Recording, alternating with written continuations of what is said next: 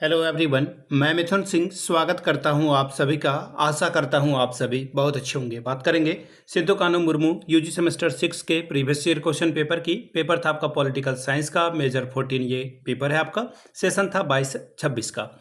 आगे बढ़े उससे पहले मैं आपको बता दूं, पिछले 5 साल के जितने भी प्रीवियस ईयर क्वेश्चन पेपर हैं, सारे क्वेश्चन पेपर की पीडीएफ आपको 69 रुपीज़ में अवेलेबल करा दिया जाएगा। दूसरी बात, 199 रुपये में आपको सजेशन प्रोवाइड कर दिया जाएगा। अब ये सजेशन क्या होता है? सजेशन यानी कि वेरी वेरी इंपॉर्टेंट क्वेश्चन, ऐसे सवाल जो एग्जाम में बार बार पूछे जाते हैं, आंसर के साथ आपको प्रोवाइड कर दिया जाता है। इसके साथ आपका पीवाईक्यू फ्री ऑफ कॉस्ट आ जाएगा।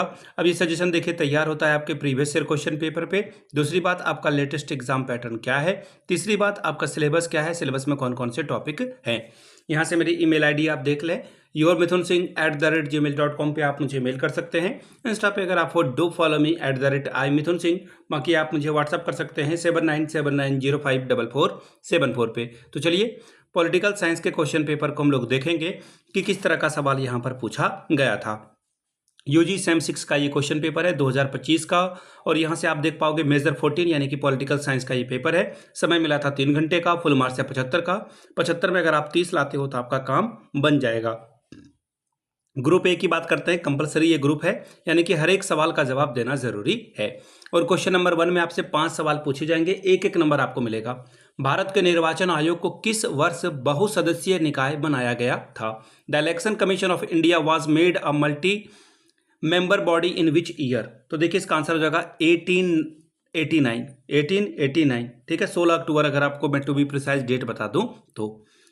1983 में भारत में केंद्र राज्य संबंधों की समीक्षा के लिए एक आयोग का गठन किया गया था, उसका नाम क्या था? In 83 a commission was set to review the centre state relation in India. What was the name of that commission? तो देखिए इसका आंसर हो जाएगा सरकारिया आयोग, सरकारिया कमीशन।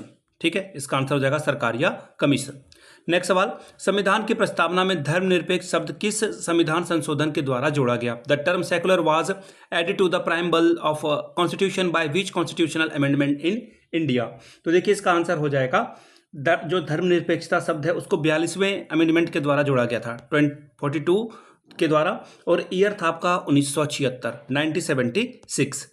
अगला सवाल, नक्सल आंदोलन की शुरुआत 1967 में पश्चिम बंगाल के किस गांव से हुई थी? At which village of West Bengal did the Naxal movement originated in 1967?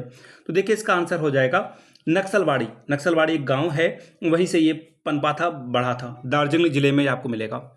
स्वतंत्र प्रेस भारत के संविधान के किस अनुच्छेद के अंतर्गत निहित और संरक्षित है? तो देखिए अनुच्छेद 19A में आपको ये देखने को मिला होगा। ठीक है, आर्टिकल 19A में आपको ये देखने को मिल जाएगा। A free press is employed and protected under which article of a constitution of India? Short type के सवाल हैं, और यहाँ पे आपको देखिए 5 दूनी 10 नंबर, यानी कि 5 2 R 10 स्कोर कर सकते हो। पहला है, लोकतंत्र में चौथा स्तंभ का क्या अर्थ है? What does the term fourth pillar refer in a democracy? अगला है, भारतीय राज्य के द्वारा अपनाए गए धर्मनिरपेक्षता की अवधारणा को स्पष्ट करें। Illustrate the concept of secularism as followed in Indian state. Group B की बात करेंगे, आंसर आपको करने हैं, लॉन्ग टाइप के सवाल हैं, दीर्घोत्तरीय प्रश्न, 15 चौके 60 नंबर, यानी कि 15 4 R 60 स्कोर कर सकते हो। पहला सवाल, भारत में राष्ट्रीय एकता के समक्ष प्रमुख चुनौतियां क्या है और इसका समाधान कैसे किया जा सकता है?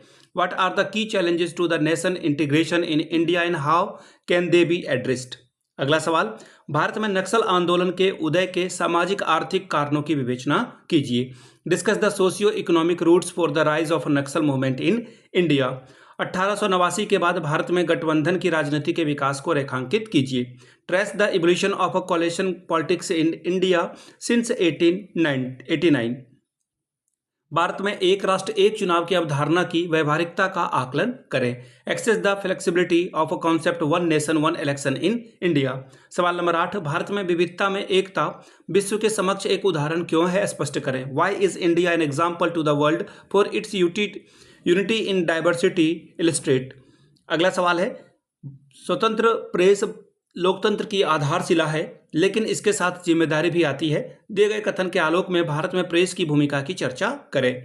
Free press is the cornerstone of a democracy, but it comes with a responsibility. In the light of the given statement, discuss the role of a press in India. एक स्टेटमेंट है, सुपरमैन में एक dialogue है, great powers come with great responsibility. ठीक है, तो वो dialogue बहुत इंपॉर्टेंट है।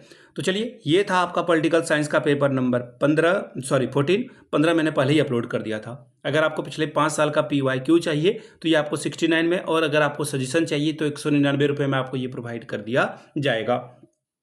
यहाँ से मेरी ईमेल आईडी आप देख लें, yourmithunsingh@gmail.com पे आप मुझे मेल कर लें। इंस्टा पे अगर आप हो, डू फॉलो मी @imithunsingh। बाकी आप मुझे व्हाट्सअप कर सकते हैं 7979054474 पे। वीडियो को आपने यहाँ तक देखा, प्यार दिया, इसके लिए आप सभी का बहुत बहुत शुक्रिया। Have a good day.